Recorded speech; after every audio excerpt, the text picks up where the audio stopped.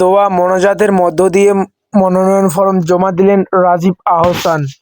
BM Naim মাহমুদের প্রতিবেদনে দেখুন বিস্তারিত। বরিশাল-৪ আসনে বিএনপির মনোনীত প্রার্থী রাজীব আহসান দোয়া মোনাজাতের মধ্য দিয়ে নিজের মনোনয়ন ফরম জমা দিয়েছেন।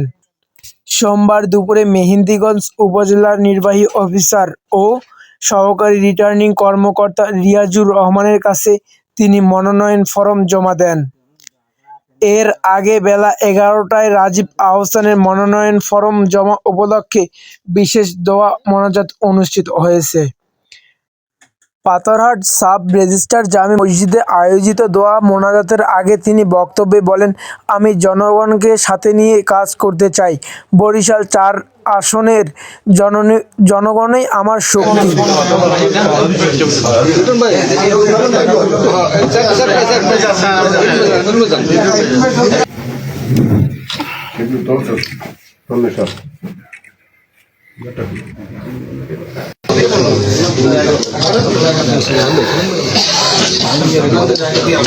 अरे मनी ঢুকে আছে না মেঘে